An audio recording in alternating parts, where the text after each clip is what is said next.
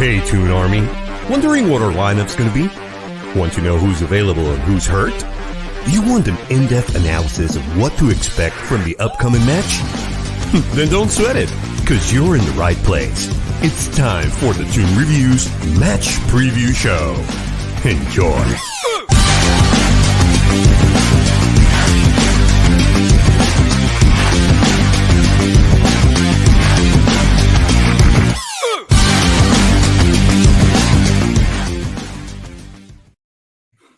Good evening, you lovely lot out there in podcast and YouTube world. Hope you're all okay. Welcome to the Toon Review, where tonight we are previewing the big game at the weekend between Newcastle United and, of course, new rivals, I guess, Aston Villa, who are somehow rivals of us now because of the crazy fan interaction. We will have Garry coming on shortly. We're just waiting for him to come into the green room. We'll bring him in. But just a quick announcement, guys. We are 10 subscribers away from 15,000 subscribers. It is absolutely incredible. To say we have had a huge influx of subscribers is simply incredible. We've had a massive response to the videos that we do, that I bring out during the day, and also a massive response to the live shows now. Viewers are going up and up and up, and the subscribers just keep coming, and it is superb. So thank you so much to everybody that's recently subscribed, and we hope that you stay with us for the foreseeable future. Lots of live shows. And, of course, with the World Cup coming up, we've got lots of World Cup shows coming up for you as well, watch-alongs, etc. And I will probably rant once or twice during that World Cup. So if you like your rants, then, you know. I feel like you might rant before the World Cup, actually. In what way? You know, like with the squad and all that. I think you Yeah. might have there might be a few words to say when that happens. Yeah, there is a possibility of that, definitely. When he picks Jesse Lingard.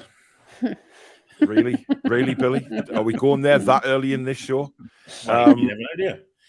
Absolutely. But as usual, guys, if you do enjoy tonight's live show, please do stick a like on the show. It does help this move up the search results. When everyone's searching Newcastle United, we will be up there in the search results. And of course, like so many people have of recent events, please do hit the subscribe button if you're new to the channel. Free to do so. And also the notification bell, which will tell you when we upload or we go live.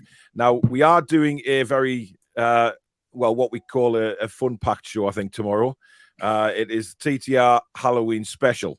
Now, masks will be worn or face paint will be worn in my unfortunate situation. So we have a lot of fun coming up.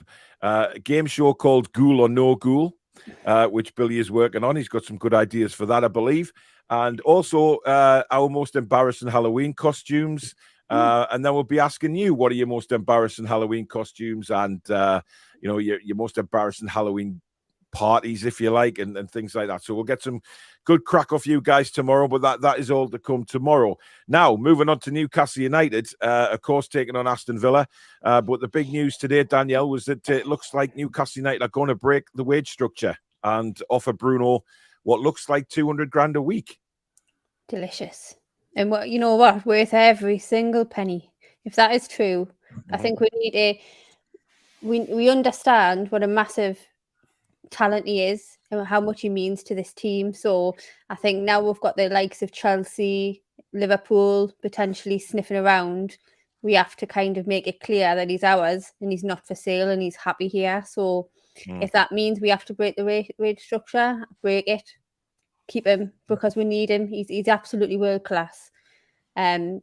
Absolutely delighted, and let's hope we can get that over the line because I don't want any of them lot sniffing around him. No, thank you. He's ours. Yeah. And Alex, we spoke about this, I think, many times this year about how if we're going to attract the bigger players, then we are going to have to break that wage structure at some point to get these bigger names in. And it looks like it's all going to start with Bruno, who really isn't a bad player to start, upping the wage structure a little bit. Yeah, I think we mentioned this a couple of weeks ago, didn't we, on a show?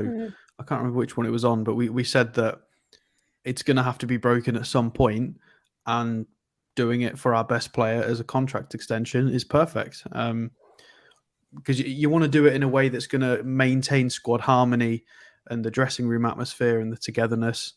and by increasing the pay of your best player, because he is, to be fair, the most influential in these games, and the other lads can hardly argue with it, really, can they?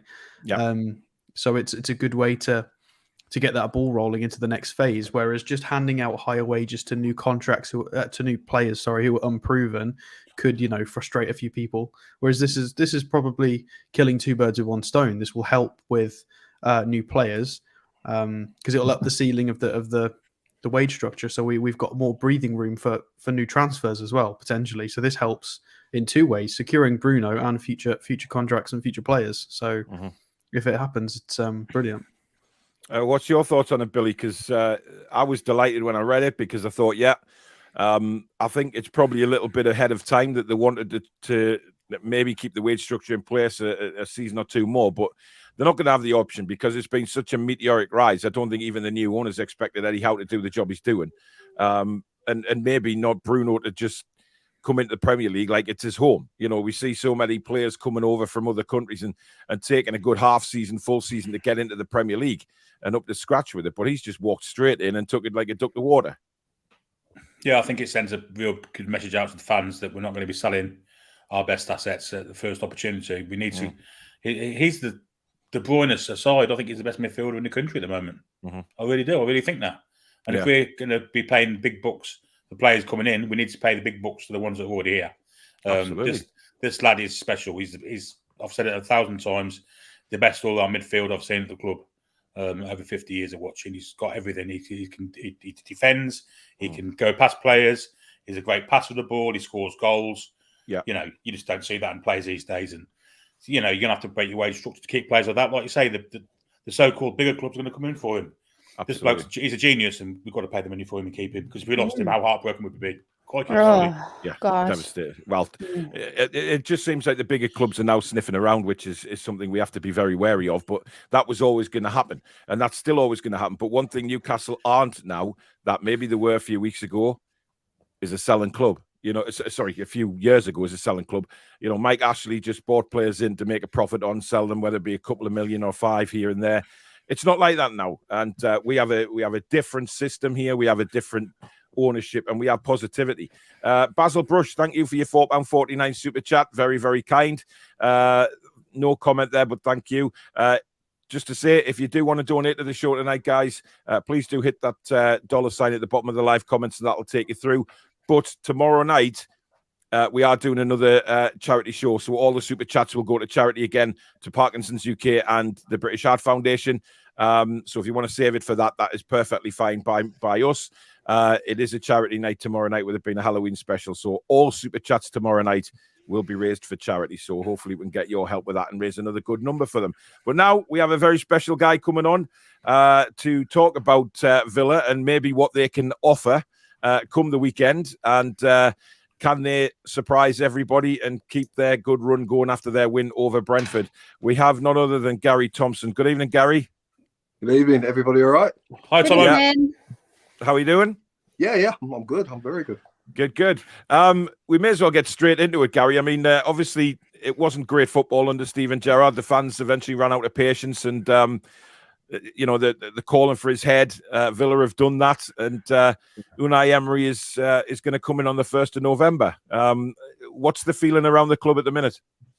It's almost one of relief. I mean, Steven Gerrard, he finished the season last season, and I was doing the radio, and I'm banging on all the time. You need to finish the season well, because if anything happens to start of next season, you're always chasing your tail. And that's exactly what happened. We got beat by Bournemouth, and all of a sudden we were in not a tailspin, but we weren't winning games at all. He had a few injuries, but the way Steven played, it was all right playing in Scotland that way, because Rangers, Celtic, most teams go defend against them. But the moment you come to the Premier League, they're going to find a weakness, a way to get at you. And so bit by bit, we had no we got better defensively, but we had no creativity at all, which is surprising, because we had lots of Coutinho and Buendia and Ollie Watkins to finish. It was just strange. It was, people were getting bored of going to Villa Park. I'm doing a radio and I'm watching it, and I'm thinking, I can't see how we're going to score a goal.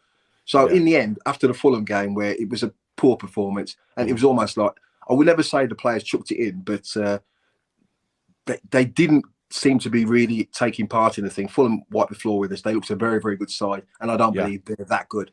And so once Steven left, Aaron Danks has picked the team, and all he's done, he put Leon Bailey on the left-hand side, left-footed, speedy winger. Ollie Watkins played on the right-hand side. Danny Ings was on his own up front. But he played 4-2-3-1. We had a bit of protection for the back four. And we scored a goal after 60 seconds or whatever. Yeah. Then we got another one. And I just remember saying to people after, it was just great to walk out of Villa Park and the feeling of relief and a little buzz of happiness. It was like, God, bring on Newcastle because they're going to get some. I'm exaggerating that bit, but we were. We did feel like, at least, the shackles were off. We could actually go and play a game now. Now, I believe we'll give Newcastle a game. I wouldn't say we're definitely going to win, but now it's almost like we've got a bit of freedom in our play now. We can go and enjoy ourselves again. We were playing tricks and flicks around the corner and all that, things that I've not seen in 18 months. So, yeah, it's something to look forward to, regardless of how it goes tomorrow. As long as they're competitive, I think most Villa fans will be happy. Yeah. Are you surprised that it didn't work out under Gerrard? Because there was a euphoria when he signed, and you'll have seen the sort of messages that were sent our way saying, yeah, we've got Gerrard, you've ended up with Eddie Howe. And there was a big expectation for Steven Gerrard to really turn Villa around. Yeah. What's gone Steven wrong? Gerrard, I think he coached at Liverpool for a bit. Then he's ended up getting the Rangers job. And obviously the first two seasons were difficult, but they were always going to be. But then he wins the title. Then what surprised me was when Villa came for him, there was no real backlash from Rangers or determination to keep him. And I remember speaking to Alan McInally at the time, and he was saying that it was almost they'd all come to the end of the road. It was right for the parting of the ways. Stephen's coming to Villa, and he tried the same formation. It seemed to work initially. I can't remember. We played one team where Coutinho was outstanding. It might have been Southampton, beating 4-0. And you're thinking, oh, this is looking good. We can add to this. And we petered the season out. We played a few games. It was okay, but there was nothing really exciting about the whole thing. But we're all looking forward to this season. Rumour has it now, Stephen didn't get the players he wanted. He got a couple, but didn't get all the ones he wanted. But then no manager ever gets that. And so, he didn't start the season well. Obviously, it leads to a problem. Eddie Howe's gone in. And like you say, people were taking a mickey and saying, you've got Eddie Howe, we've got Steven Gerrard. Steven Gerrard is a legendary figure in football for the way he played, but not as a manager. Eddie Howe's been a great manager doing what he did with Bournemouth. And then he was out of the game for a year. But the stuff I've read about him, it wasn't like he was out of the game and just showing your face at games. He's gone away, and apparently he comes back and he wants to know all about the players. What they call it, emotional intelligence now. Wants to know about the players, wants to know their families. So you all, after a bit, you feel, oh, this guy's with it. We're all in this together. Steven Gerrard, there was never that feeling. And the fans, after a bit, they felt he was aloof with them. There was no connection. Whereas Dean Smith, he's one of us. And regardless, win or lose, they always have Dean Smith. But they weren't really having Steven which is a shame. But I think he'll learn from it. Every manager, every good manager loses his job sometimes. Absolutely. Mistakes, but he learns from that and cracks on. Yeah. Toon Dave, thanks for your £5. I'm not going to read what the comment was about my Halloween costume and how I should take it off tonight and wear it tomorrow. Very funny. Really appreciate that. But John Joe, thank you for your £4.49 as well. He says, hi guys, hope you're all well. I don't think it's going to be an easy game this weekend, but imagine we go third this weekend. I would be buzzing. Yeah, I think, let's not get too carried away. Let's just wait and see and go out there and give a good performance. Alex, you've mentioned something there that Gerrard managed Villa for 38 matches over the course of 2 seasons. Yeah, in the Premier League. I just totted them up pre-show, and totted up the points total. Does anybody care to guess what the points total was for those 38 Premier League matches? I wouldn't have 24. No, it's a lot more than that. Billy, it's got to be more than that. They'd have gone down. 158. It's 44. So 44 points over his 38 Premier League games across 2 seasons. Wow. So just above relegation. Well, I say just above, comfortably above relegation form, but no more sort of barely mid-table. So you can see across the 2 seasons. I understand your point as well about they fell off at the end of last season. To be fair, 2 of those last 4 matches were against Liverpool and City that they lost, and they drew the other 2, which you kind of, I guess we could gloss over that slightly. Everybody loses to them too most of the time, at least last season anyway. But yeah, interesting. 44 points from his 38 matches would suggest, not quite as exceptional as some were hoping. By the way, Gary, this is our stat man, is Alex. So he's like the Rachel Riley of Countdown. He's just got constant stats going through his head. So he's a bit like the Matrix. Yes, he's quite frankly on the ball. New manager in, Gary, and Unai Emery, who was obviously rumoured to be offered the Newcastle job after the takeover, didn't quite come to fruition. He says it was because of obviously Champions League commitments with Villarreal. He's not in that situation now. Was he somebody that, you know, when Gerrard was sacked, you thought of straight away, or has it sort of come out of the blue, that name? The reason Aston Villa fans are probably so disliked is because the moment Gerrard left, all we heard was Pochettino or Tuchel. Yeah. And like, you know, and I know, there's no way that's happening. But when you speak to fans and you say, well, that's going to be a difficult one. Well, why not? We'll just give them money, Aston Villa. And that's how they look at things. Oh, straight away, we'll get them. So I'm looking and thinking, well, we ain't going to get them. But Martinez was mentioned.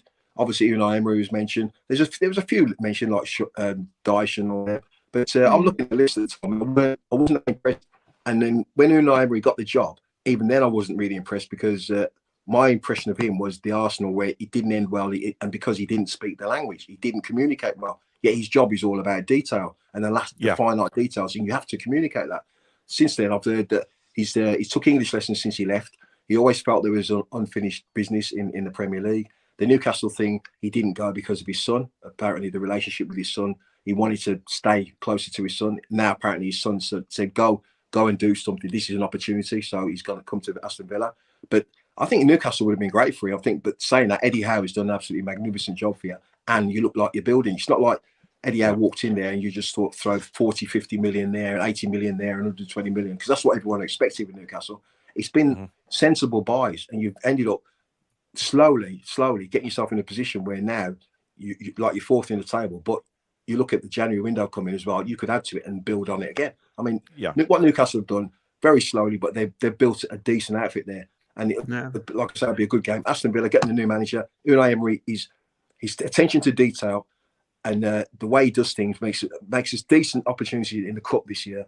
I think the league might be a bit too much for him because we've got to play every 3 or 4 days, but he'll get the hang of it. And I think he's done it before as well. So I think next season, once you've got the players in, then you can really judge him. But I'm really looking forward to it because even though it's not the most exciting football, if you win games, fans will have it. They'll have it. Absolutely. Yeah, well, look, we didn't play well, it wasn't too exciting, you know, last season. The back half of last season, we were winning games, but we were winning by the odd goal, and it was crucial that we, you know, those 3 points were more crucial to how we performed on the pitch, which obviously this season's a little bit different. How have you seen Newcastle, Gary, since obviously, you know, we're staying away from the politics, obviously, of all that takeover, because we don't deal with that on here.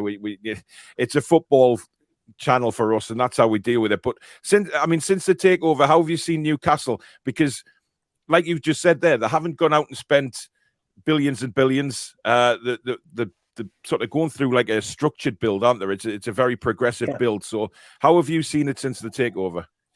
I think they've been very clever at what they've done. They've been very thoughtful in what they've done. As you say, initially, when they get all that money potentially, the deals coming through and potentially could go down, there's a lot of people saying, oh, well, all that money they could go down. And all we're looking at Aston Villa, we're thinking, well, hang on, if Newcastle do this right, they're looking in the same bracket as us. We're talking about finishing top 8. All of a sudden, Newcastle will be one of them teams finishing top 8. They've done it really slowly. Unlike Man City, when they come in and they spend £1 million on a Brazilian, something million pounds is nothing nowadays, but they spend 40 million on a Brazilian centre forward. All of a sudden, Newcastle have looked. They brought in the likes of Dan Burn. Now, I don't think there's too many people that have gone and said, tell you what, we got to bring the boy Burn in here because he'll take us to another level. But this is a Newcastle fan. This is a kid that wants to play for the club. He gives his heart and soul. I remember talking to someone the other day, Fabian Schär. I see him play quite a few times. And to be honest, I didn't really see an awful lot there. He looks like a really good player. Almiron, I just saw underneath, they're looking at offering him a new contract. This is a kid that was quick, caused problems, but never really finished it at all. Like all of a sudden, he's looking like a player. And obviously, Callum Wilson's just got goals in. You keep him fit. You always got potential with goals there. Like, I mean, Isak, when he's fit, he's going to be a good addition as well. You cherry-picked some decent players, got them together. You're strong, you're organised, you're very strong defensively, and you can branch out there. And not even talking about the main man, the one everyone's talking about is Bruno Guimaraes, who looks superb. I mean, we watch him from afar and we're like, how come no one never saw this kid and thought we can nick him and that? But apparently, that's exactly what we're thinking as well. Yeah, yeah. Everyone's saying that. He loves it in Newcastle. He's happy about signing a new contract. He says that the way he's been treated there, the way the fans sing his name, he feels like he looks to me like if it's done right, he could be there for 10 years and enjoy the 10 years. Not one of them that Fingers just crossed. a couple of years. Yeah. And like you see Real Madrid coming in for you and all that game. Like he looks like if Newcastle build and develop the way they seem to be doing, then he looks like he could be there for the duration.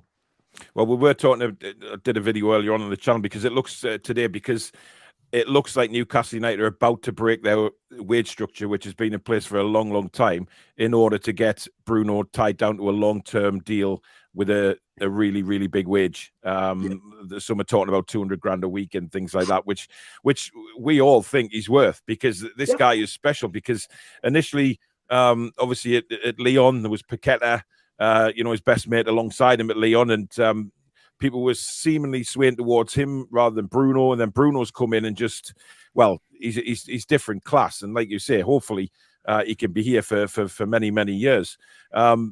On the Villa side, I mean, you look at some of the players that are in the Villa squad, Gary, and for us, I mean, I'm amazed where they are, considering some of the players. Coutinho, has he not done it at Villa since he's come in, or have you expected a bit more from him, or was Gerrard not putting him in the right place?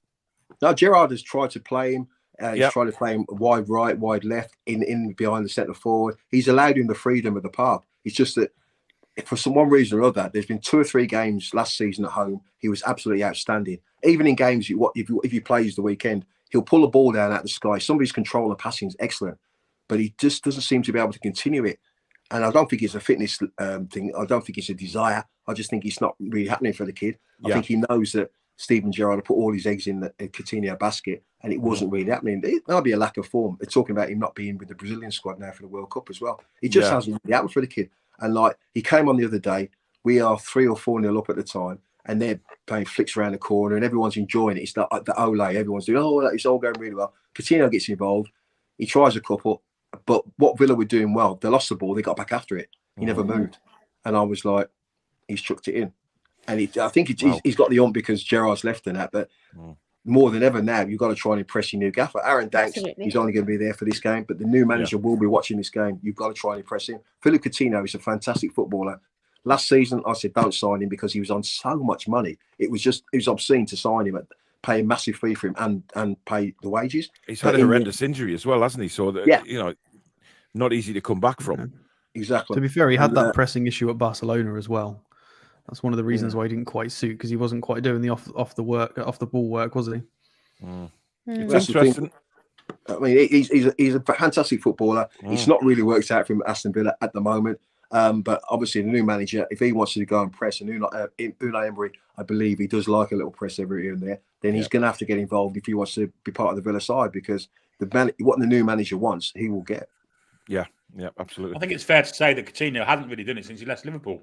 Let's be perfectly honest. Yeah. I think he was quite good for Bayern when he went there for a brief spell. But apart from that, it was You could say the Bundesliga is not the same standard as La Liga, or certainly not the Premier League. But I don't know. A few years ago, it was quite strong. Maybe got a lot of teams challenging, but Bayern won the Champions League 3 seasons ago now. That it was reasonably strong back then. It's dropped off a little bit recently, but. Esses, I don't know where you're going with this. Bruno isn't most influential at all. He gets it put on a plate by the work rate of Trippier and Joe Linton. I think you need to watch the game, mate, and see what Bruno actually does. Bruno on the is pitch. The work rate. He is the work rate, yeah. Toon Dave says, I can't actually see Bruno wanting to go anywhere with or without a higher wage. He gets this club, the fans, the chance to be legendary, and also his kid is now a Geordie. Indeed. Samsonite, good evening. He says it's a good investment as well as we can offer within the rate structure, but if you perform above and beyond, it can be broken. Foxy wants to give Miggy a new contract as well, thoroughly deserved. Gary, what's your thoughts on Miggy Almiron? Because we've always seen him as a Newcastle fans as a real worker, a hard worker, but it's never really come off for him in the final third. His shooting was poor, and how's he looked from somebody on the outside looking in with the goals he scored this season? Well, I would say the season before, you'd see him working very hard. He tracks back. He does all the things you want from him. But as you say, he was like a jigsaw. He just went to pieces in and around the box. Never really finished. Never really looked comfortable finishing. But this season, and people are saying it's because of what Jack Grealish said, and he's got the ump over that. But I just think the kid's not come of age, but the penny's dropped with him, and he knows the Newcastle fans, I believe, would always stay with you if you work hard. If the kid works hard, he knows they'll always back him. They'll always give him a second chance because he works his socks off. But now he's adding goals to that as well, which can only do your confidence the world of good. I think I've watched the goals and I've only seen little snippets of Newcastle. And I've seen the odd full-length game. But when he does what he does, you can understand why they say we've got to sign him as well. And that's brilliant because you've got players that were there before the takeover, players that are there now, and they've actually grown with the club. And like you're looking to bring people in, but you can use him. He could be a great addition for the next 2 or 3 years. Put him under the contract because he's earned it. Yeah, he has, and I think that's what the fans really appreciate. Now you've got one guy, Gary, in the Villa side who I think is a real talent, but I don't think it's really took off for him yet, and that's is it Leon Bailey? I think he's a fantastic footballer. I saw him before he came to Villa. What's going on with him? Well, he's very fragile. I mean, when he first came over, Ian Atkins, who was European scout for Everton, Atkins and myself, we've known each other forever. And he's always ringing me about different players, big Villa fan as well. And he said, like, he's a very, very good player, but you get one good game, you're fired from him. Right. And I'm like, this is Leon Bailey. He'll be different here, get the Premier League. Anyway, he made his debut. I think it was Everton. He came off the bench, had a 20-minute cameo. It's one of the best you've ever seen, and he scores a great goal. So you're thinking, happy days. Kid gets injured. Then he gets back, he gets injured again. And he's one of them. He got injured every 2 or 3 games, but he'd be out for 5 or 6. Then all of a sudden, he couldn't get a run going. Then when he came back, he didn't look right.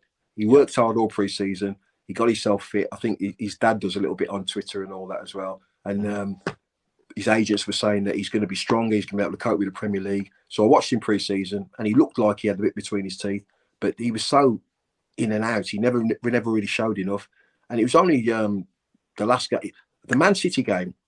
At half time, I'm thinking they're going to have to bring him off because he was bringing nothing to the table. Second half, he has one run, mazy run. He has one shot, which a keeper saves. He scores a great goal. And all of a sudden, all the Villa fans are, Sir Leon, Bailey, we've got it. This is the greatest ever. One of them, and I'm like, hang on a minute, you haven't seen the first 45. The kid has to give us more over a period of time.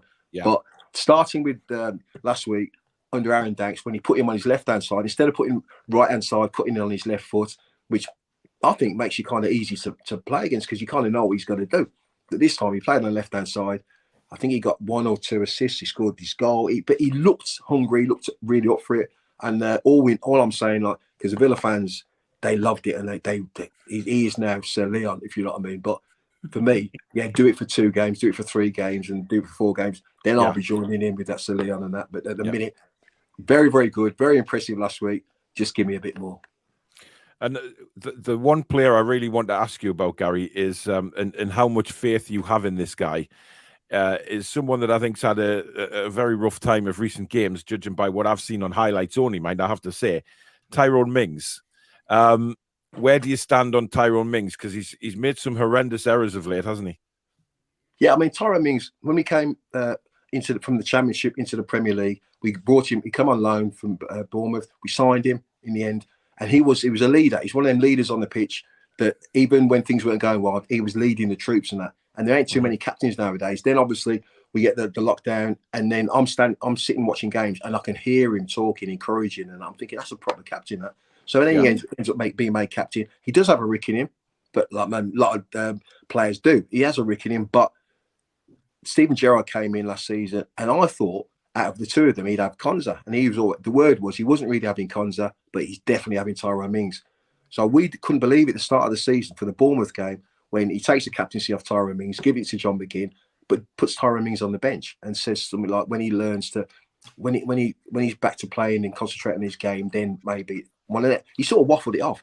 And I'm thinking, well, you've got to put him in the team to give him a chance to show. Anyway, Bournemouth doesn't go well. Then Carlos gets injured. He has to bring him back. And to be fair, he's been different class. I mean, the 2 goals the other day, the one where I think he had the toe around there, he's on edit and he's gone up in the air and ready for the lad to go and finish Foden to score.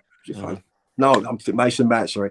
He scores the goal. And then the free kick, he jumped in for the free kick. But when Tyrone Mings makes a rick, usually ends up in a goal. But generally, his form has been consistent. I think that turned a lot of Villa fans against Gerrard, the way he treated Tyrone. And Tyrone was brilliant because he didn't say anything.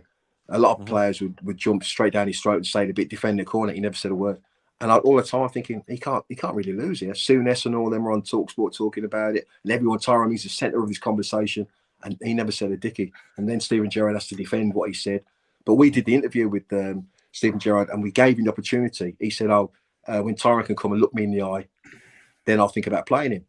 Yeah. And Steve Herman asked the question, went, you mean because of the injuries and all that? And he went, no. And he emphasised the fact he was making Tyrone Mings for him wasn't, more or less, he got to his head. And Gerrard's been like that for a long time, though, hasn't he? Peter Crouch has told stories of similar things when he first went to Liverpool and how it was on the training pitch in the dressing room. And strange. But I heard about El Hadj Diouf. El Hadj Diouf is at Liverpool, and apparently he wasn't the nicest of guys, but Gerrard didn't like him as a player, and he thought he was a cheat. But he did score goals. So he said every time in training, he made sure he was on the opposite side, and he smashed him every day in training, every chance he got. Which does happen with players, but then you don't tell people about it, and because it kind of puts you in a bad light. But it does. If he carries that on as a manager and the way he treated Tyrone, then he had to backtrack from it. Tyrone had to got back in the team, and Tyrone's been one of our most consistent performers. Mm-hmm.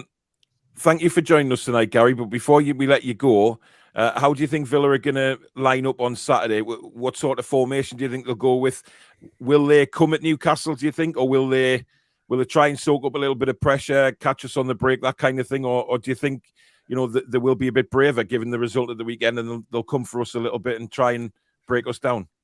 I think that they'll be a lot freer in their football. There'll be a lot more confidence about the side. But obviously, like any side, away from home against a team that's doing really well, you're going to sit in a little bit to start the game, feel your way into the game. Then obviously, what the way I see it happening, Newcastle will do ever so well, and the crowd will be right behind them. We'll nick a goal against a run of play just before half time. You'll come all guns blazing second half. Then we'll nick the second goal. You might get a goal towards the end of the game, and then we get the third one, beat you 3-1. But that's in my head. Is that blind optimism? Probably won't happen like that. There's only two teams put more than one past us, and they were Liverpool and City this year. We're a little bit better defensively these days, Garry, to be fair. Botman and Chef just outstanding centre backs. I was going to say, as long as Jamal Lascelles doesn't get on the pitch, I think we'll be all right. Well, you never know. You reminded me of Jamal Lascelles when you were talking about Mings there. I think, I don't rate Mings quite as highly as you do. I still think he's a reasonably good player, but I think the fact he's left-footed is doing him a lot of favours. Yes. I think if Lascelles was left-footed, he would have had a lot more minutes for Eddie Howe and for us. But I think the fact that he's a left-sided centre-back really does help Mings. And he's 6'4.5", so he's useful at a lot of things being that tall. So in answer to your question, I was messing about earlier. I'm praying for a draw. I'll take 1-1. So you're going with 1-1. Yes. Is that what you said? Yeah. Yeah, that's what I'm thinking. But secretly inside the heart saying 3-1 Villa, is it? All day. 3-1 all day. Listen, Garry, it's been an absolute honour and a pleasure to have you on, my friend. Thank you very much for giving us some of your time tonight. It's been no problem. Fantastic insight, and obviously, I would love to say best of luck to Villa, but I can't. But absolutely brilliant having you on, man, and lots of luck for the future as well, Garry. In all what you get up to. Thank you so much. Cheers, Tom. Enjoyed it. You take it Cheers, easy, Garry. Thanks, Garry. Good night. Top man. Absolutely top man, Garry there. Really, really nice fella. Talks well. Speaks very well, actually, about the football. Nice guy. Could have him on for a good couple of hours talking about football and his career. That might be good, actually, if we can. If we can get him back do a show with him about his career, that would be fantastic, Billy. So we could do This Is Your Life. He's played with Celez. He's played with Celez, Darren Peake. He has. PPR. Yeah, he did. Platty at Villa. Loads of good players he's played with. Yeah, it could. Danielle, that's a good idea. It could be a sort of a special This Is Your Life. I know. I mean, I don't come up with them very often, but when I do. That's very true. This Is Your Footballing Life, it could be called. It could be the first one, Billy. We'll leave that with you to have a chat with him and see if he'd be interested in doing that. Because I think it would be the clubs that he's played for. I think it would be absolutely fantastic to sort of talk to him about his career, and different clubs and any sort of stories he's got from those different clubs. Yeah, he speaks really well. Really, really good guest that. Right, just to give you an update on where we are with subscribers, we need 4.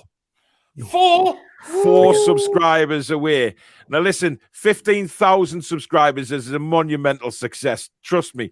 When I started this channel with a little iPhone, sitting at the dining room table, just screaming into an iPhone, never did I think in a million years it would turn out like this, that I'd have 3 fantastic hosts with me. I'd have a massive big mod squad, fantastic mod squad, and I'd have all you guys out there, incredible subscribers and viewers. Check again, Paul. Incredible. Check again. Apparently, the chat's kind of intimating something, so check again.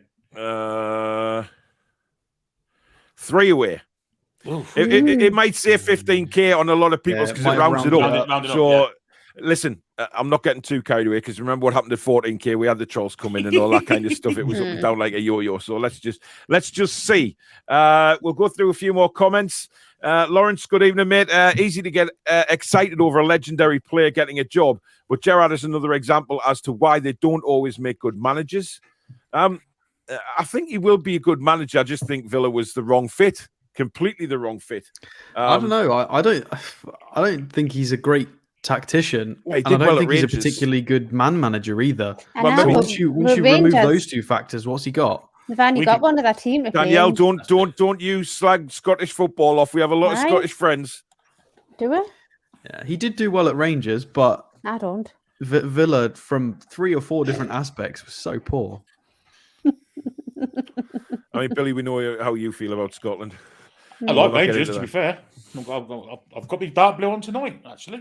Indeed you do. Yeah, but listen, Gary was right about what he says. Some managers lose their jobs and he may learn from it and he may learn to do things a bit differently. He may look back at his time at Villa and think, right, if he is a bad man manager, he'll look at himself and say, right, I did that wrong. I handled that situation wrong.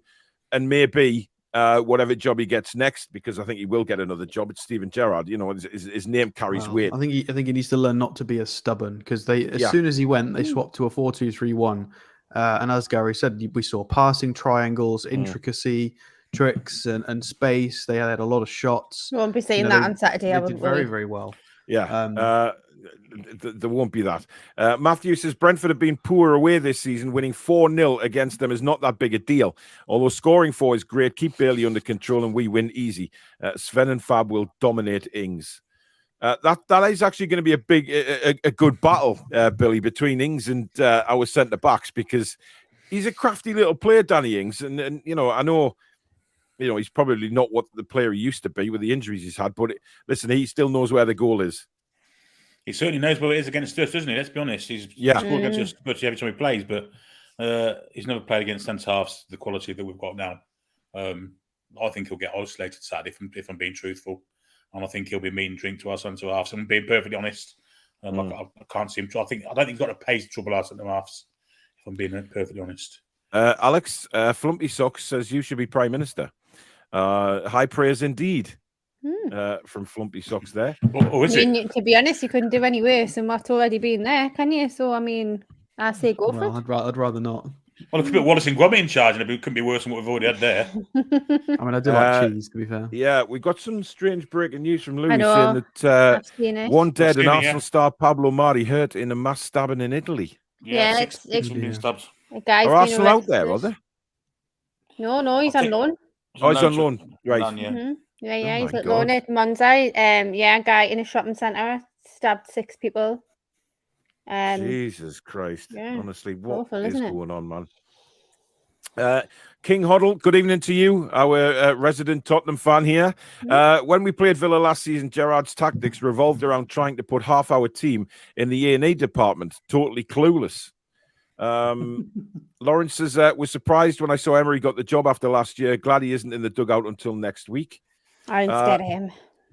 It's a strange one, that, Danielle. He's coming in just after he plays us. Well, yeah, I mean, I have to agree. I don't know if I buy all this stuff about he didn't take the job because of his son or he didn't take the job for this reason. I just think that he bottled it. He didn't think he could achieve what the owners wanted.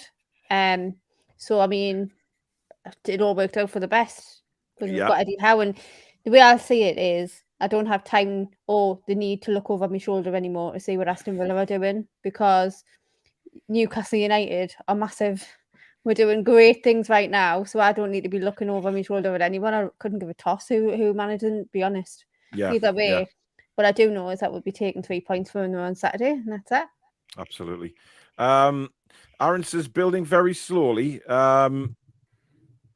We've gone from 20th to 4th, and I don't mean in rise of league. I mean the way they're buying players. Yeah. You know, we Mhm. could have To be gone fair, out. we did spend 60 on Isak, but Sweden broke him after 3 matches. That's just unlucky. 60 on Isak. Liverpool spent 90 on Nunes. Come on. I mean, you know, we are.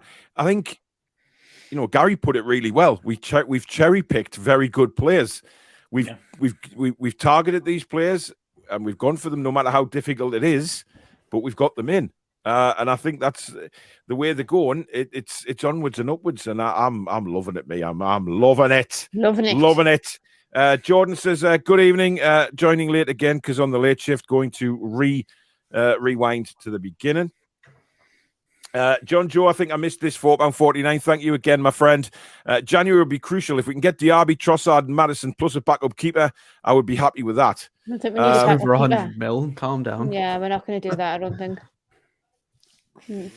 You never know. Right back on loan, maybe. I think we might be kind of back up just in case. Yeah, I agree. I don't think we're going to go out and spend hundreds of millions every window. I don't think that's the case. No, I don't. Did But an let's see, aeroplane just go over your house, Danielle? No. Oh, sounded you like an mean? aeroplane going over somebody's house. No, I mean, not that I'm aware of. Might be just my glebe of the week. Interesting. Question for Garry, but he's not here now. Why did Villa start all the animosity towards the Toon? Well, I don't think Garry would have answered that, to be honest. I think Just poor banter, isn't it? it was meant as banter. It was poorly that they had up. The sub on the time. Who's your next Messiah? And Deck. Aye. Sub on the time, I think, was the Original. banner that really pissed us all off, to be quite honest. I think that's what did it. And then the absolute atrocious banter that the Villa fans try and hurl towards Newcastle still to this moment. You know, even the way they're going about Unai Emery, you know, that he didn't want to come to Newcastle. He's gone to Villa because they're a bigger club. My God, get a grip. Seriously. I've got the answer to the question. And the answer is quite simply jealousy. Aston Villa, while they were the European Cup back in '82, fortunately, I might add, they've never played Champions League football, and Newcastle United have on countless occasions. They haven't kind of threatened the league since 1992. We have on 2 or 3 occasions. They're a bit jealous of us. We get 52,000 people in our ground every week. Theirs doesn't hold 40. They're jealous. Simple as that.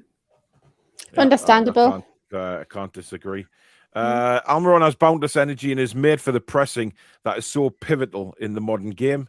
Well, certainly the way Eddie Howe, you know, puts his teams out, his tactics, etc. It's funny watching people write those comments because this is what I've been saying for 12 months and people were just like, nah, it's not enough. It's not important. I mean... But 12 months ago, he wasn't playing in that position, was he? He was playing as a cam or... not 12 months ago, but sometime prior to 6 months ago. Yeah, you did, yeah. By the way, it's not an airplane. It's my washing machine.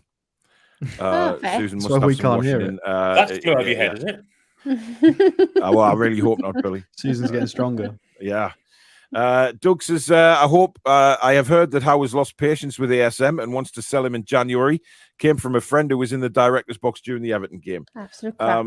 Yeah, not reading anything into that at all, to be honest. Don't have an opinion about ASM, mind. Oh, Christ, no! Oh, Listen, no. bottom line is, Maxi's injured. It's not his fault. He's got an injury. He's had a reoccurring.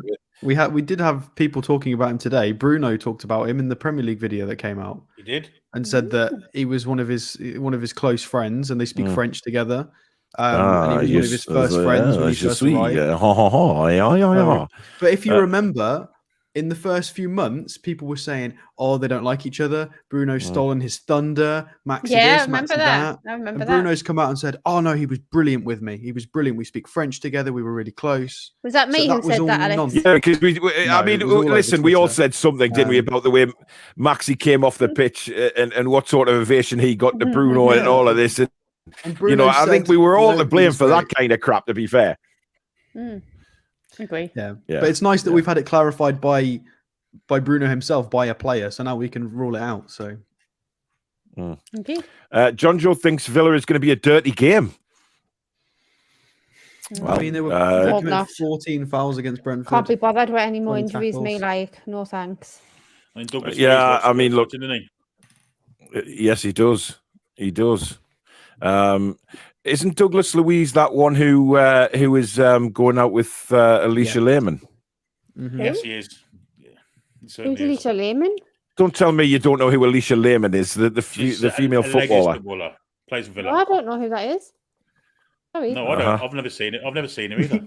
Oh, whatever, Billy. Billy, you are a lying twat as well. I've never watched Aston You'll Villa see Women, why we're so laughing when you Google it.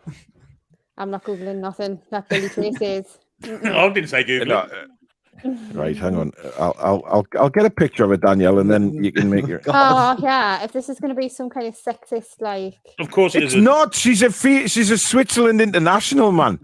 Go on, do it now, Paul. Do it now, Paul. Go on, do it. Do it now. Do what now? You had his camera off, man. Mm-hmm. Billy, you're a disgrace to humanity. Like you really are. I need to. She plays a very attractive brand of football. That's all I'll say. Oh, really? Mm. No, to be fair, she's a bloody good footballer. If I'm totally honest, I mean, I've never seen Aston Villa Women. I've seen against. She was in the WS. Well, I watched them a few weeks ago. They were playing Man City actually at Villa Park, and she scored. Yeah. By all accounts, she can play in a few positions as well. Oh, right. Uh-huh. Yeah. She's Switzerland, I think she plays for internationally. So she's a good player. And I didn't realize that she was actually. There's been a few TikTok videos. No, Billy, I'm not into all that. I've got a very fine-looking woman myself, and so I think I didn't realize she was dating Douglas Luiz until they were in a couple of TikToks together. I think they did a Premier League video together as well. To be fair, she's had a few clubs. I think she's been at West Ham. She's been at Everton. Well, I've learned something new today, haven't I? So there you go. There you go. Yeah. What's her name again? I've forgotten what her name is now. I'm not telling you, Billy. Matthew says no Douglas Luiz, so won't be half as dirty as it could have been. And they got Den Donker, who we played so well against him. He got subbed off when we played against Wolves. Yeah, Den Donker for me is not exactly like. He's not. Nah. I don't worry about Den Donker. Wadey and his guitar says, remember, don't sell Kabay, Johan Kabay. Let's prop a riot this time if Bruno is sold. Times are very different. Yeah, times are very, very different now. So I'm not even worried about that because we know that the club is working to keep Bruno and build something special around him. I think we've got to remember he's really happy here and he's settled. So I don't think there's an immediate reason why you would say, "Oh yeah, I want to go to Chelsea. I want to go to Liverpool." Do you know what I mean? I don't think there would be right now. Yeah. So I think now is a really good time to get the contract extension sorted and whatever the details of that, and let's put that one to bed and forget about it because you just wonder what the issue of the transfer window is going to be this time around. Do you know what I mean? So is it going to be, oh my God, is Bruno going to be sold like for the whole? I mean, to be fair though, judging by how quickly this project seems to be going, how ahead of schedule, there's no guarantee that moving to a club like Liverpool or Chelsea is going to bring any more trophies than if he stays with us. Absolutely. Exactly. There's no guarantee at the moment. It's hard to win trophies at the moment with some of the quality around. The only team in the league where you are guaranteed trophies at the moment is Man City. Everybody else is, it's a gamble. You're not guaranteed anything. Imagine will ASM be back against Villa? Swift answer, no. That'd be funny. No. Well, yeah. I mean, yeah. Imagine if Man City won nothing. It would be hell on, wouldn't it? Indeed. When he's sacking ASM back, what do you think the squad is looking like? Bloody awesome is what I think it's looking like. Yeah. John Joe says, anyone know of an overrated melt called Jack Grealish? I meant to ask Gary about what he thought of Grealish's comments. He did touch on it, saying that he doesn't believe Miggy's form's anything to do with it, didn't he? But there you go.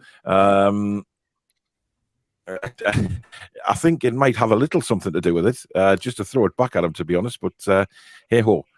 Right. 15,001 subscribers. Woo!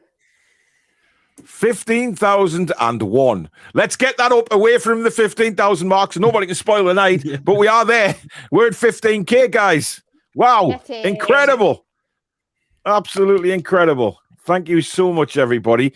We will celebrate maybe in about 20 minutes when we've got a really true reflection of where we are. because you never know. Some idiots might be watching you and just doing it deliberately, but we'll see. We'll see. Up there one says, think it will be a tougher game now Gerrard is gone, but still think we will win 3-1. Paul says, the best thing about Gerrard was when he slipped against Chelsea and cost Liverpool the title. Well, everyone will remember that. Steve Gerrard, Yes. He slipped on his... Whatever he did. No. Yeah. Sam Snice says, all fingers on the same wavelength as the Brit. Not sure what you mean there. Grim Trousers says, love longing for weekends again, watching the mighty Magpies. Bill says, greetings, lads and lasses. Hi from Switzerland. Home of Fabian Scher, of course. I'm Alicia Lehman. I thought you'd forgotten a name, Billy. I just seen it in the chat.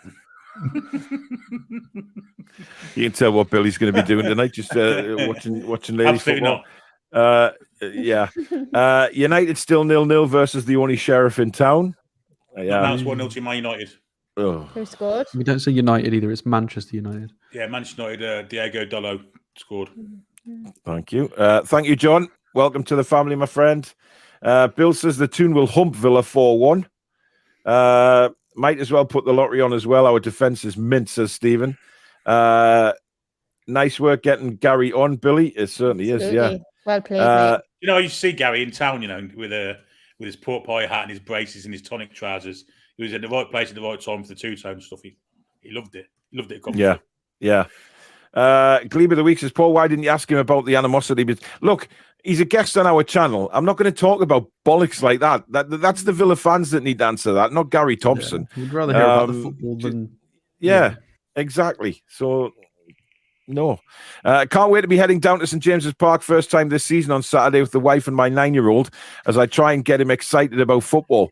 Can't think of a better way to spend my 50th birthday. You enjoy it. Have a great time. Indeed. Jack, good evening. Everyone get subscribing. Thank you, mate. And, well, same back to you. Go and subscribe to Jack's channel, Toon TV. Was that Jack, is it? Yeah, great kid.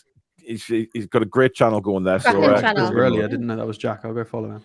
Yeah. George Brown says 15k now. Geez, well done, Paul. Channel's grown massively. It's not just me. It's these guys on the screen. It's Susan. It's the mods. Everybody's played the part. Who's been involved in this channel. Congratulations, Kieran. Somebody made an interesting point earlier about looking forward to weekends. It is, isn't it? It's completely different. We used to dread Saturdays, didn't we? Oh God, mate, yeah. I've never seen Match of the Day so much. I've never seen Match of the Day so much. I wouldn't watch it if we got beat. So I didn't watch it for like 6 months every year, and now every week watching it. It's brilliant. It's just a complete different. I only used to look forward to Saturdays during the international break. That was it, because you knew we were having a week off. You know what I mean? Yeah. Listen, it was just as bad going to the ground. You know, you come out the ground and then you walk past the players' entrance, and that used to be known as the walk of shame for us fans because there was no singing. All the heads were down. But now everybody's singing, chanting. Even when we draw, they're still singing. Yeah, even when we lost to Liverpool, like, we were all cheering the players on. Exactly. Charlie Tuck, thank you for your £5 super chat. He says, been to 6 matches and never seen a win. I'm going to St. James's again this Saturday, hoping to break that streak. I think I should take your ticket. Yeah, give I've got the reverse of you. Yes, that was really lucky. Stato's never seen us lose, so there is a big difference there.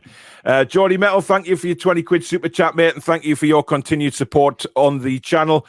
Congrats on the 15k, it's well deserved. You've all helped me get through some bad times. Well, thank you very, very much, mate. Listen, doing this has helped us through some bad times as well, so it's right back at you guys. John says, hope you don't mind me being an Arsenal fan tuning in. Oh, how dare you, John? Of course we don't. Excellent channel for talking football. Well done to Newcastle and the fans. Thank you very much, mate. Fair play. Really appreciate that. Actually, that is the game I'm looking forward to the most this season, is playing against Arsenal. Yes, it should be very interesting. Yeah, because they're playing out their skin, interesting formation, just everything, and we're the same. That is genuinely, I'm really looking forward to that. Indeed. Stiff Gator says Michael Beale was the real brains of Gerrard's operation at Rangers and Villa. Gerrard is nothing without Beale and got exposed hard once Beale went to QPR. Beale will be a top manager one day.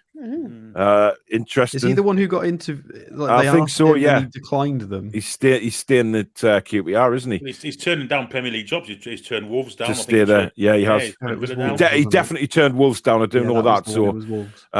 listen, hats off to him. QPR they're flying. I think they're well within reach, aren't they? They're in the. I think they might just be in the playoff spots. I haven't checked the. No, I think they're higher than that, Alex. I think they're in the top 3. Are they? I think that top sort of 8 was Oh, so they were. close, weren't they? The last time I yeah. checked, Blackburn were top, but that might have changed now. Could be a Willock derby next season. It Could be, indeed. He's doing really well, Willock's brother down there. Wes says 15k, well done, or by far the best NUFC channel out there. How are the lads? Thank you very much, Wes.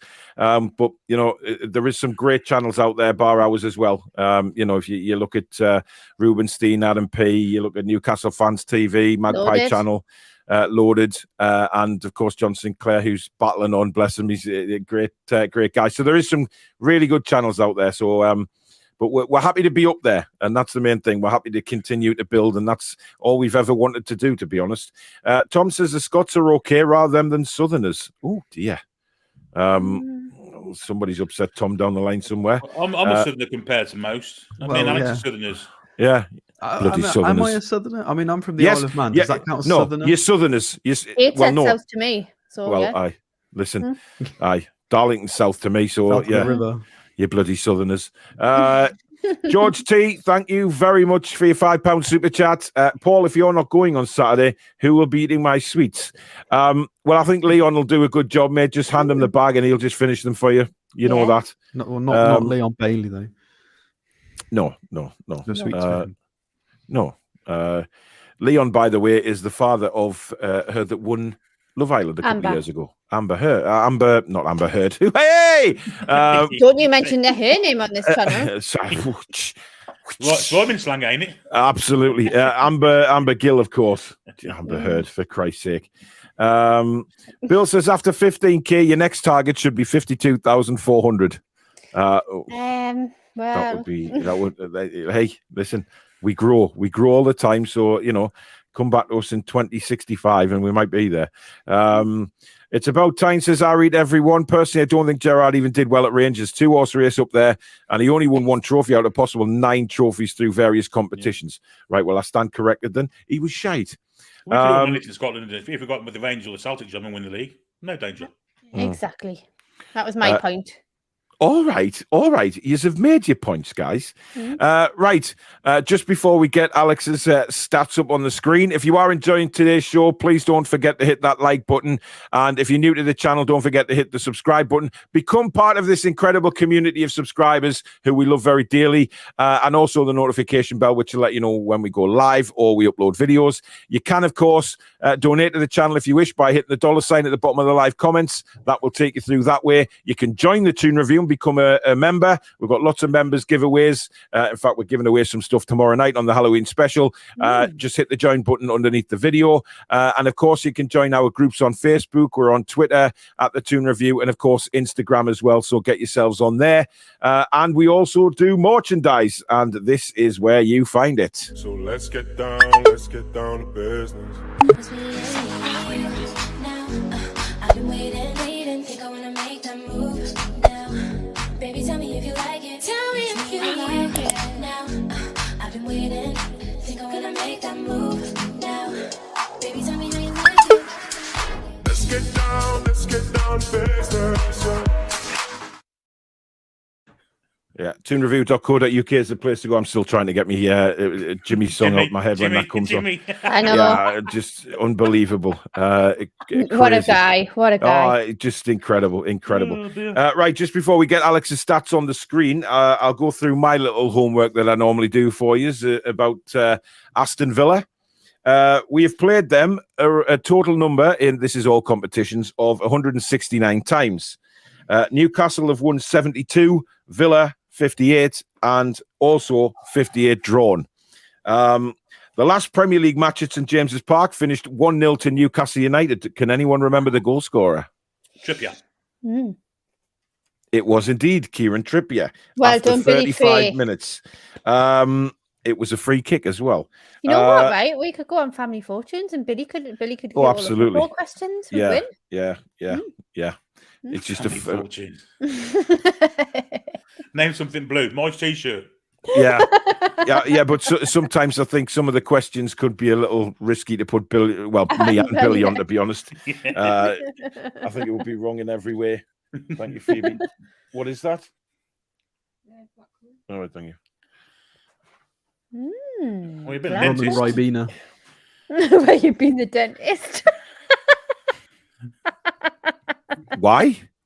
Stuff they give. Yeah, Spit out. to swell your mouth with. No. Yeah, no. the curtain and the drink mixed together kind of looks a bit like a dentist office, doesn't it? Anyway, the last Villa win at St James's Park. Can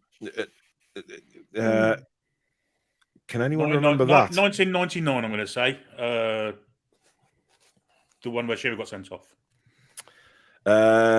It was actually 2005. Oh, they won since then. Oh, that's the punch-up, Amy, the punch-up game. Of course it is. Newcastle United 0, Aston Villa 3.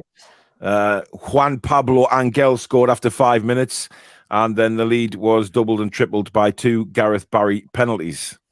So it was a rather awful game for us to remember.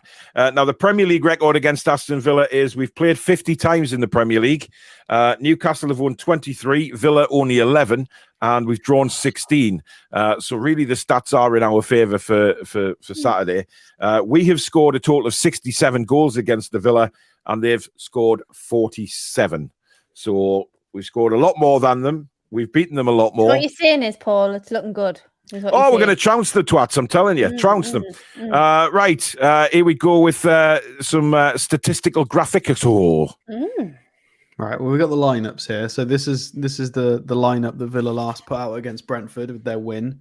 Obviously, you can see a few things that Gary mentioned with pushing Watkins out on the right-hand side.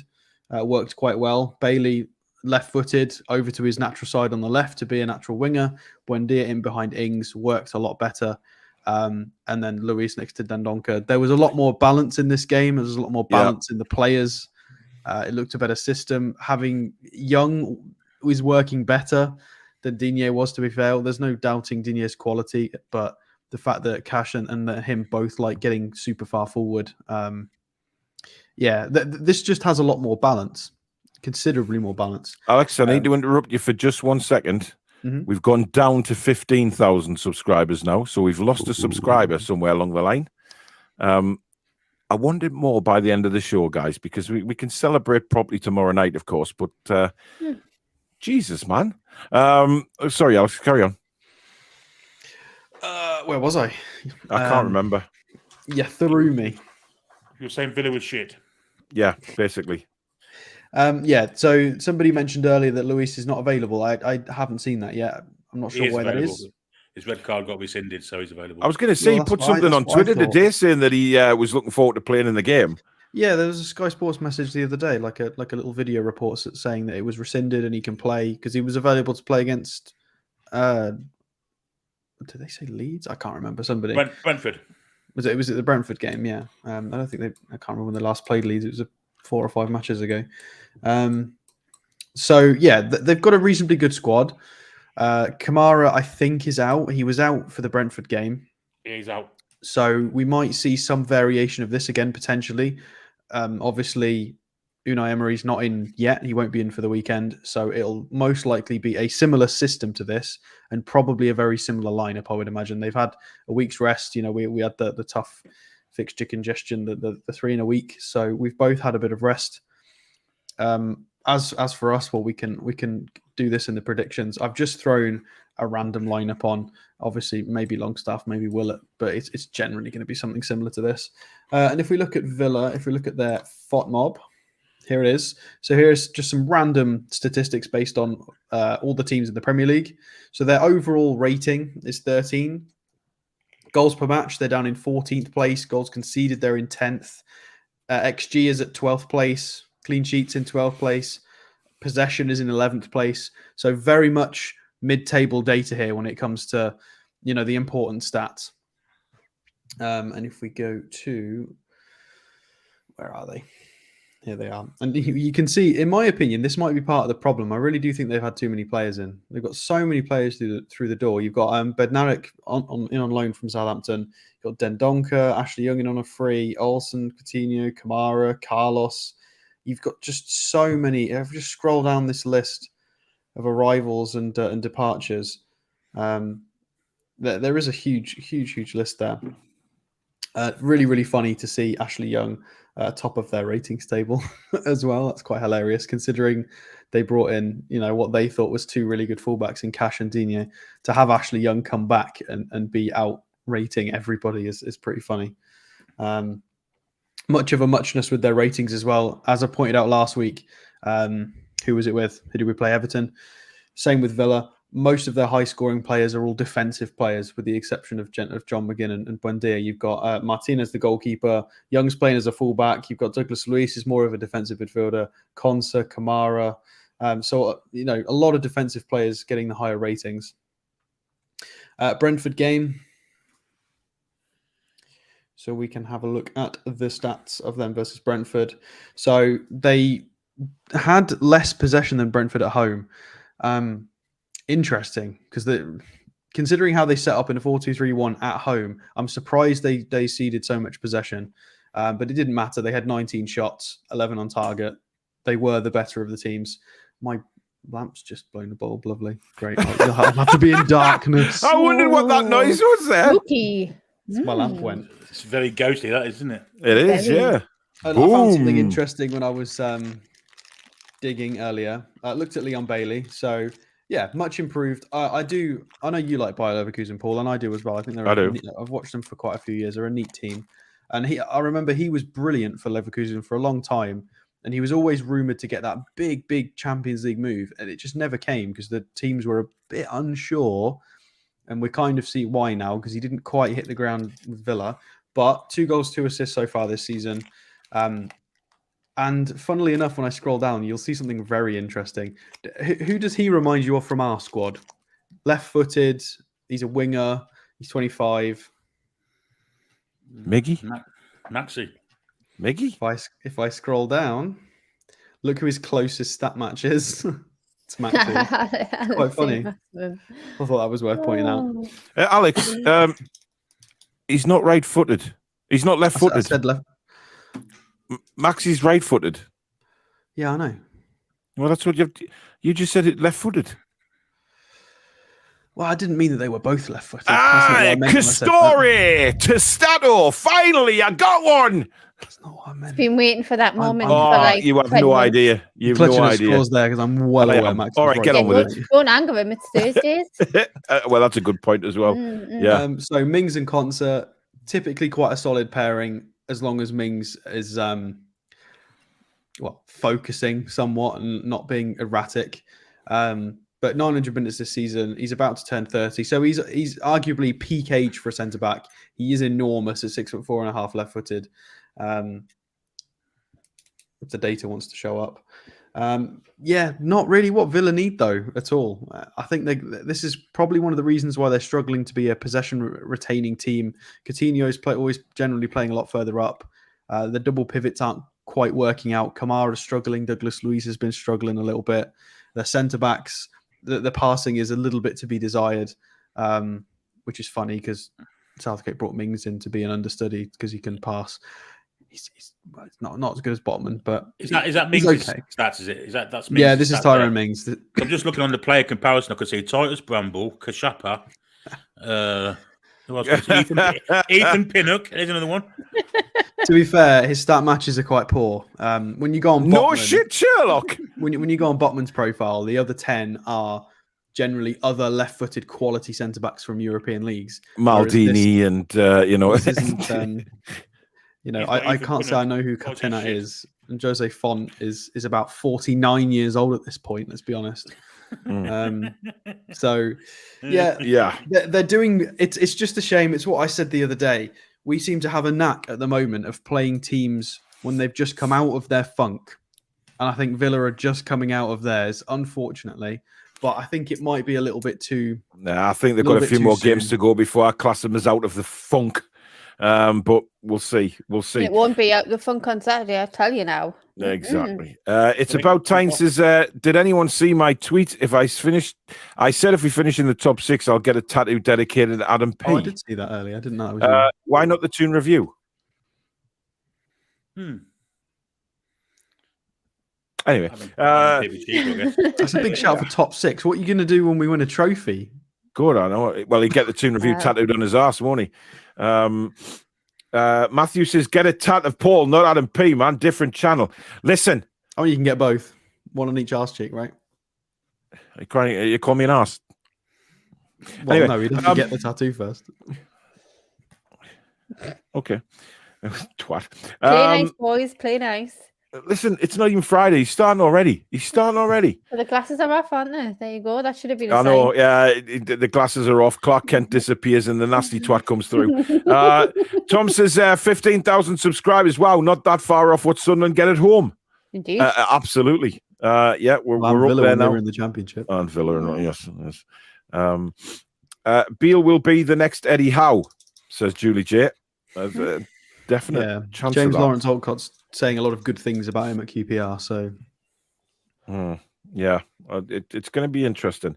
Jean says, "Isn't John Sinclair on my new channel?" Well, yeah, from time to time, I guess he is. QPR are 2nd or 3rd in the championship at the minute. Darren says, "Give Bruno whatever he wants. It won't upset the squad. He deserves it. They know how important he is to the team." Going to say this now and say that Bruno G is the best all-round midfielder in the Premier League. Can't disagree with that. What, ahead of De Bruyne? All round. I mean, yeah, when you talk about balance. Defensive, he's better defensively than De Bruyne. He's better looking than De Bruyne. Oh, for God's sake. He hasn't got ginger hair. I'm taking wins where I can get them, right? Fair enough. The club has given me back the feeling of gawping at that hallowed stretch of turf beneath him and without being able to do a thing about it, falling in love.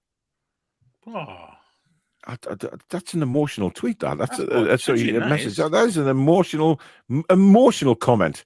Bobby is an emotional comment. Well, true. Jimmy, ooh, his version is in my head also. Yeah, well, yeah. Jimmy cheered me up on Tuesday. Wonder how the chickens are going. Well, he's probably killed them all by now. Yeah.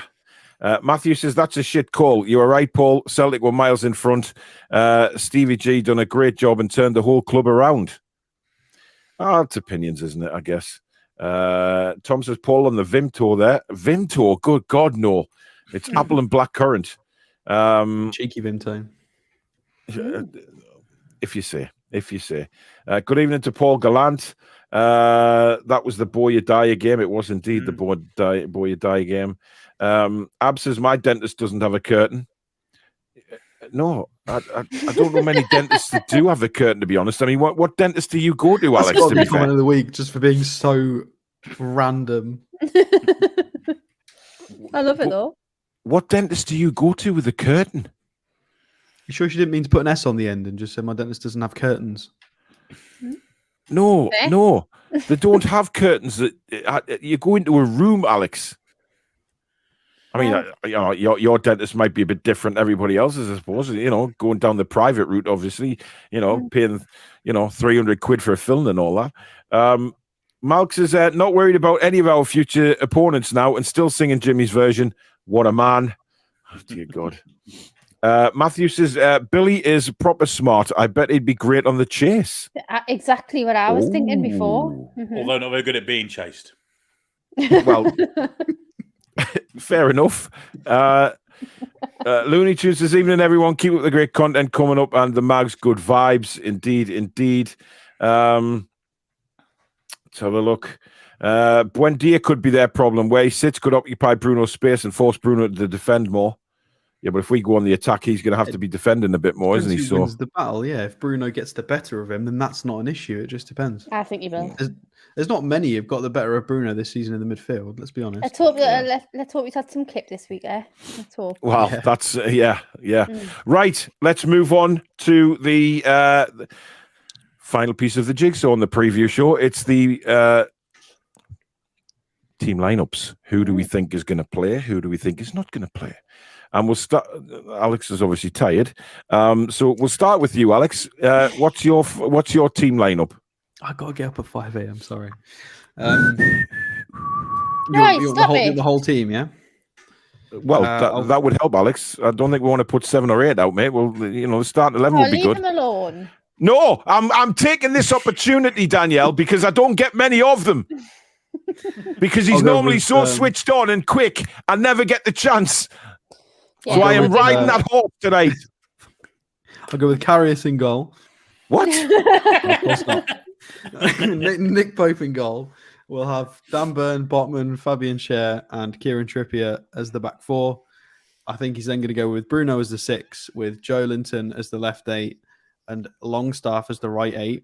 I think I want to see Willock, but I think he'll go with Longstaff for the just rigidity, and because they've got quite a lot of tricky, pacey, counter-attacky. Yeah, I think he might go for Longstaff. And then the front 3 picks itself with Murphy, Wilson, and Miggy on the right. So you think you'd bring Murphy back in? Interesting.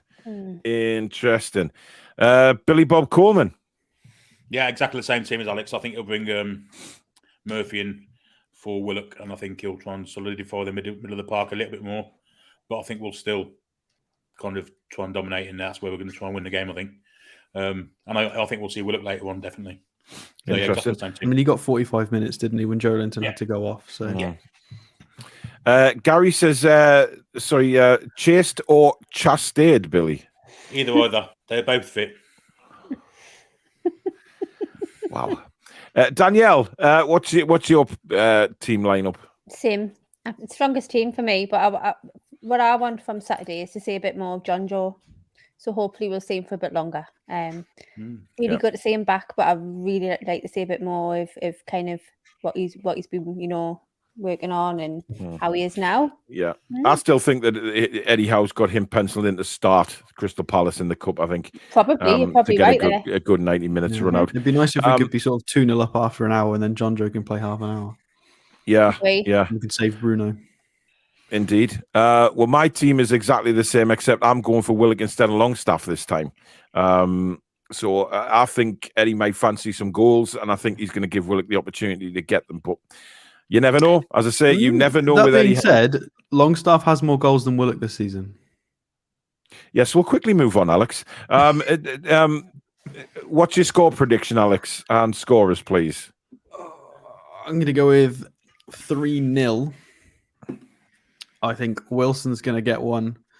I think Miggy's going to get another one. And because it's long overdue, I don't even know. I'm going to say Shotman because one of the two have got to score a header from a corner. I'm going to put my eggs in both baskets. Okay. I'm not going to call him Bar, am I? It's got to be Shotman. Very true. Very true. Billy, score prediction. I'm going to say 2-0 to Newcastle. Okay. Callum Wilson brace. Danielle? I feel a bit backed into a corner again this week. You are. I was going to go 2-0. Then I thought, well, Billy's gone 2-0. And then Alex said 3-0. I'm like, I'm going to have to go 4-0, aren't I? I can't see them scoring against us. I know they beat Brentford, but Brentford have been really poor recently. So yeah, they have. Yeah. I honestly don't think they'll score. And I think, it's certainly not going to be a 1-0 for me. So that only leaves me really with 4-0. So I'll take it. Fair enough.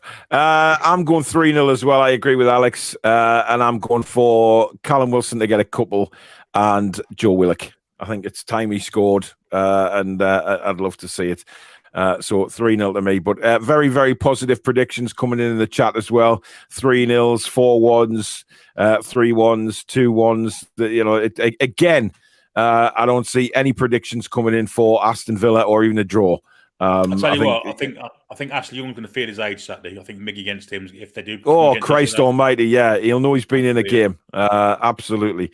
I haven't seen Andrew's score prediction yet. I'm not sure whether I've missed it or not, or whether he put 7-0, but who knows? I mean, because one of these days it might happen. Yes.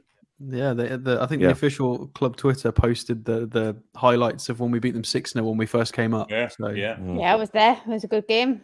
Yeah, you never know. You never know. But there you go, guys. That is the preview all wrapped up and done. Don't forget, tomorrow night is the TTR Friday Halloween special. There'll be some ghouly characters on the screen tomorrow. And we'll have shenanigans just from the start. We've got. I'm sure Billy will be on form. I'm sure Billy has got a few Halloween stories to tell from way back when. So they should be great. And of course, we'll be talking about our most embarrassing costumes, embarrassing Halloween parties that you've ever been to, and of course, ghoul or no ghoul. God knows what Billy's going to do for that. And by the way, Paul Tierney is the referee on Saturday. I forgot to mention that. So there you go. So if you want to start your weekend with a blistering laugh, great crack, then TTR Friday tomorrow is the place to go and be and just take part. Have a really good laugh with us tomorrow night. Please hit the like button. Please.